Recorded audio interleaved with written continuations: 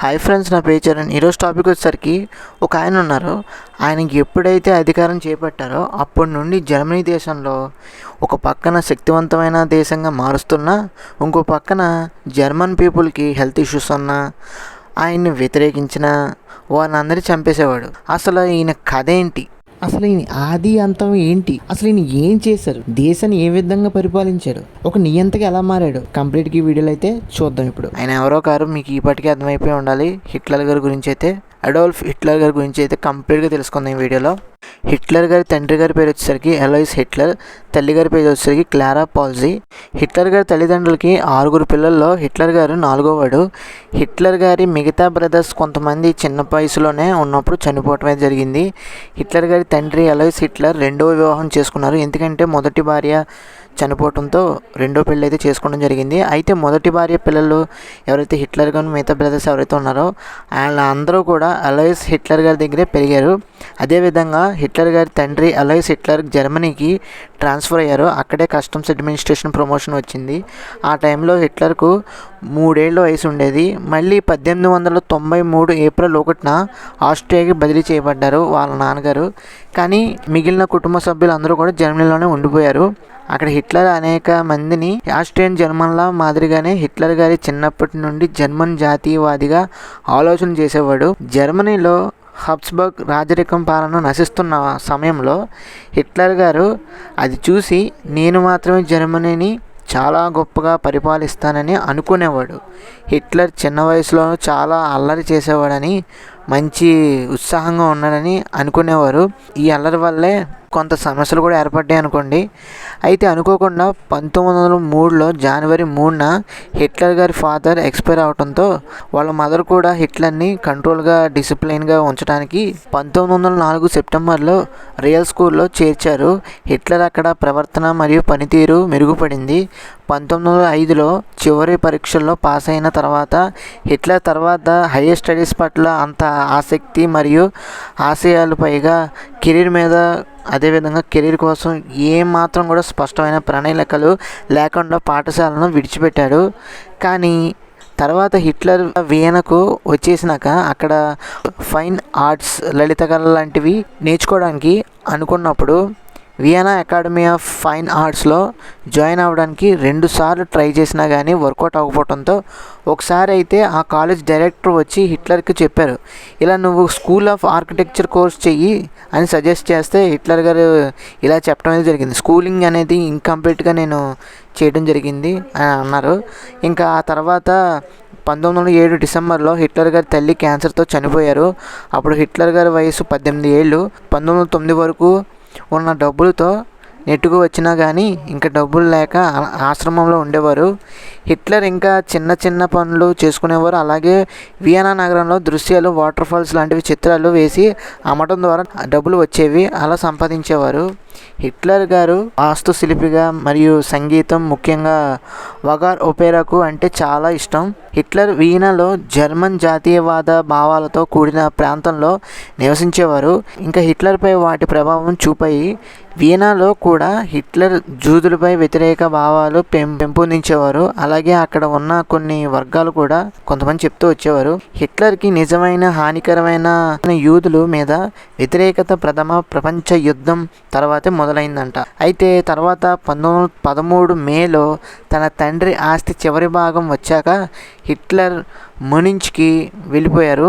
ఇంకా ఆ తర్వాత ఆస్ట్రియన్ హంగేరీ సైన్యంతో చేరుదాం అనుకున్నప్పుడు 1914 ఫిబ్రవరిలో హెల్త్ టెస్ట్ చేయించుకొని యుద్ధ పరీక్షలో అతన్ని సైనిక సేవకుడుగా అనర్హుడు అని చెప్పడంతో ఇంకా రద్దు చేసుకోవడం జరిగింది. తర్వాత జాతుల విశ్రమం ఉండటం వల్ల తనకు ఇష్టం లేదని అనుకున్నాడు. ఇంకా తర్వాత వరల్డ్ వార్ I ప్రారంభ దశల్లో ఉన్నప్పుడు 1914లో వరల్డ్ వార్ I స్టార్ట్ అయినప్పటికీ హిట్లర్ మునిచ్ నగరంలో జీవించేవారు కదా. అదేవిధంగా హిట్లర్ స్వచ్ఛందంగా బవేరియన్ సైన్యంలో చేరటం అయితే జరిగింది. కానీ నిజానికి అతను ఆస్ట్రియన్ సిటిజన్ అవటంతో జర్మన్ సైన్యంలో చాలా కష్టపడి మొత్తానికి ఏదో ఒకటి చేసి జాయిన్ అయితే అయిపోయారు.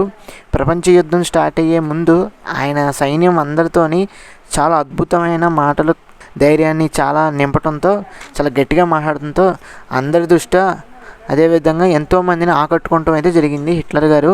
1919 జూలైలో హిట్లర్ జర్మన్ సైన్యంలో ఒక ఇంటెలిజెన్స్ ఏజెంట్గా నియమించారు. ఇంకా ఆ తర్వాత ఇతర సైనికులపై ప్రభావం చూపడంతో జర్మన్ వర్కర్స్ పార్టీ డిఏపి అనే కొత్త పార్టీని పెట్టారు. ఇక్కడే హిట్లర్ గారి స్పీచ్లు బాగా పాపులర్ అయ్యాయి. 1919 సెప్టెంబర్ 12న డిఏపి పార్టీ సమావేశానికి వెళ్ళి హిట్లర్ మాట్లాడిన తీరు చూసి షాక్ అయిపోయారు అందరూ కూడా, మిగతా సభ్యులందరూ కూడా. హిట్లర్కి మై పొలిటికల్ అవేకనింగ్ అనే పుస్తకాన్ని కూడా ఇవ్వటం అయితే జరిగింది. సైన్యం ఆదేశాల మేరకు హిట్లర్ ఆ పార్టీలో సభ్యత్వాన్ని దరఖాస్తుకు పెట్టుకున్నారు. వారం రోజుల్లోనే సభ్యత్వం వచ్చింది. మొత్తం 555 మంది ఉన్నారు హిట్లర్ గారితో కలిపి. హిట్లర్ జర్మన్ వర్కర్స్ పార్టీని నేషనల్ సోషలిస్ట్ జర్మన్ వర్కర్స్ పార్టీగా మార్చడం అయితే జరిగింది. దీన్నే నాజీ అని కూడా అంటూ ఉంటారు. హిట్లర్ పార్టీ జెండా డిజైన్ వచ్చేసరికి రెడ్ కలర్లో వైట్ కలర్ సర్కిల్లో స్వస్తిక్ సింబల్తో డిజైన్ అయితే చేయడం జరిగింది. 1920 మార్చి 31న నాజీ పార్టీకి పూర్తిగా తను చేదెక్కించుకున్నారు. 1921 ఫిబ్రవరిలో హిట్లర్ 6000 మందికి పైగా జనం ముందు ఒక గొప్ప ప్రసంగం చేశారు. ఈ ప్రసంగంలో ఎక్కువగా ఒపోనెంట్ పార్టీని లీడర్ని ఎలిమినేట్ చేద్దాం, యూదులు మరియు మార్క్సిస్టులను తీవ్రంగా విమర్శించేవారు. అదేవిధంగా దాంతో హిట్లర్కి ప్రజల్లో మంచి గుర్తింపు వచ్చింది. అయితే 1923 నవంబర్ 9న హిట్లర్ తన అనుచరులతో బవేరియన్ వార్ మినిస్ట్రీస్పై మార్చ్ చేయడం జరిగింది. కానీ పోలీసులు కాల్పులు జరిపారు. నాజీ సభ్యులు 16 మంది దాకా మరణించడం అయితే జరిగింది. హిట్లర్ అక్కడి నుండి పారిపోయి తన మిత్రుడు ఇంటికి వెళ్ళటం అయితే జరిగింది. బట్ పోలీసులు అక్కడికైతే వచ్చి హిట్లర్ గారిని అయితే అరెస్ట్ చేయడం జరిగింది. అయితే ఆ జైల్లోనే తన ఆటోబయోగ్రఫీ మెయిన్ కాంఫ్ అని బుక్ ఒకటి రచించుకున్నారు.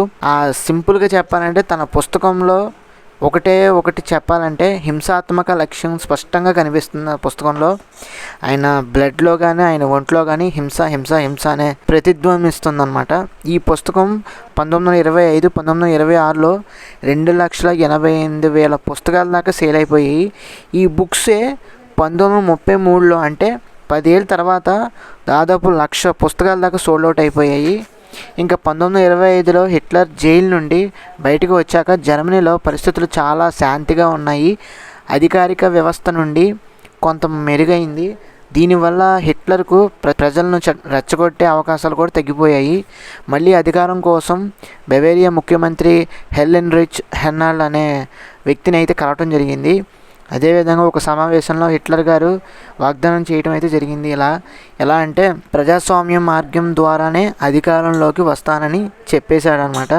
కానీ హిట్లర్ ప్రసంగం ద్వారా రెచ్చగొట్టే స్పీచ్లు ఇస్తున్నారని కూడా నిషేధించడం జరిగింది హిట్లర్ గారిని, ఆయన స్పీచ్ల్ని. హిట్లర్ స్పీచెస్ ఇవ్వకపోయినా పార్టీలో ఉన్న మిగతా వాళ్ళు అయితే ఇచ్చేవారనమాట ప్రసంగాలు. అనుకోకుండా 1929లో అమెరికా స్టాక్ మార్కెట్ కుప్పకూలిపోయింది.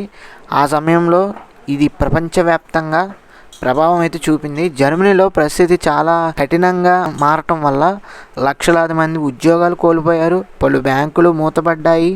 ఈ సంక్షోభం నాజీ పార్టీ తమకు అనుకూలంగా మార్చుకోవడానికి వారు ప్రజలకు ఇచ్చిన హామీలు ఏంటంటే వర్సలేస్ ఒప్పందాన్ని రద్దు చేస్తాం, జర్మన్ ఆర్థిక వ్యవస్థను బలోపేత చేస్తాం, ఉద్యోగాలు కల్పిస్తాం అని హామీలు అయితే ఇవ్వడం జరిగింది. ఇచ్చిన హామీల ప్రకారం ఎలక్షన్స్లో భారీగా ఓట్లు వర్షం అయితే కురిపించారు. తర్వాత జర్మనీకి ఛాన్సలర్గా అయ్యారు. రాజ్యాంగం రద్దు చేసి తనకి కొన్ని స్పెషల్ పవర్స్ వచ్చేలాగా తీర్మానం చేసుకున్నారు. తర్వాత జర్మనీకి సుప్రీం లీడర్గా అయ్యాడు. జర్మనీలో ఉన్న మిగతా పొలిటికల్ పార్టీస్ అన్నీ కూడా రద్దు చేశాడు. జర్మనీలో ఓన్లీ ఒక పార్టీయే ఉండాలని, అది కూడా నాజీ పార్టీ మాత్రమే ఉండాలని చెప్పేసి డిక్లేర్ అయితే చేశాడు. ఫ్రీడమ్ ఆఫ్ ప్రెస్ని రద్దు చేయడం చేశాడు. అదేవిధంగా హిట్లర్ మొత్తం జర్మనీని తన కంట్రోల్లో చేసేసుకున్న ఉండటంలో ఎటువంటి అతిశయోక్తి అయితే లేదు. జర్మనీని ఓన్లీ శక్తివంతమైన దేశంగా చేయాలనే టార్గెట్గా చేసుకున్నాడు. అదేవిధంగా జర్మనీలో హెల్త్ ఇష్యూస్ ఉన్న వాళ్ళని, అనాథ పిల్లల్ని, పెద్ద వయసు ఉన్న వాళ్ళని, అదేవిధంగా హిట్లర్ని బెదిరించిన వాళ్ళని అయితే హింస పెట్టి మరీ చంపేసేవాడు.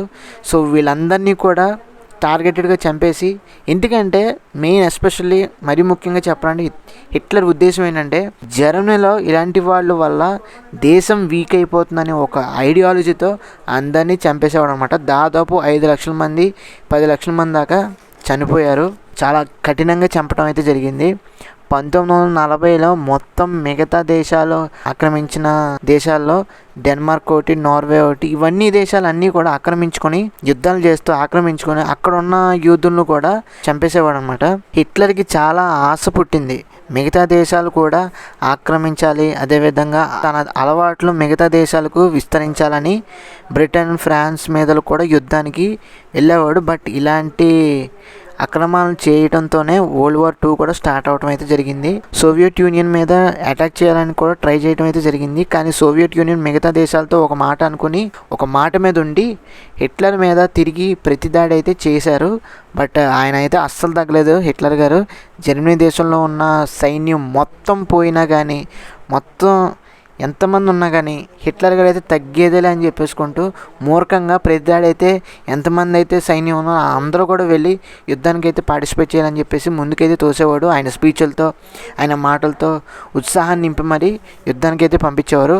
బట్ ఎంత ట్రై చేసినా సైన్యం అయితే కోల్పోతున్నారని ఇంకా ఫైనల్గా కోల్పోయేసరికి హిట్లర్ గారికి ఇంకా అర్థమైపోయి తాను మరణ ఆసన్నమైందని తనకు అర్థమయ్యి తన ఫ్యామిలీలో ఉన్న మనుషుల్ని, అదేవిధంగా పెట్ డాగ్స్ని అన్నిటికీ పాయిజన్ పెట్టి ఫుడ్లో చనిపోయేలా చేశాడనమాట. తర్వాత హిట్లర్ గారు ఒకడే తాను గన్తో షూట్ చేసుకుని చనిపోయాడు. 1945 ఏప్రిల్ 30న జర్మనీలో చనిపోయారు ఆయన. అయితే ఇది వార్త అంతా ప్రపంచవ్యాప్తం అందరికీ తెలిసిపోయింది. హిట్లర్ చాలా భయంకరమైన నియంత మారాడు. సో మొత్తానికి ఆయన నియంత పరిపాలన అయితే అంతరించిపోయింది. సో హిట్లర్ గారి జీవిత చరిత్ర ఇది. ఎన్నో యుద్ధాలు చేశారు, ఎన్నో మంది ప్రాణాలు తీసుకున్నారు, ఎంతో మందిని నాశనం అయితే చేశారు. బట్ ఎన్ని చెప్పుకున్నా కానీ ఒక నియంతగా ఆయన అయితే భయంకరంగా ప్రపంచాన్ని అయితే వణికిచ్చారు అనటంలో ఎటువంటి అతిశయోక్తి అయితే లేదు. సో అది ఫ్రెండ్స్ ఓవరాల్గా హిట్లర్ గారి గురించి కంప్లీట్ వీడియో. మీకు ఈ వీడియో నచ్చినా తప్పకుండా మన ఛానల్కి లైక్ చేయండి, షేర్ చేయండి, సబ్స్క్రైబ్ చేసుకోండి. Thanks for watching. See you again. Bye by.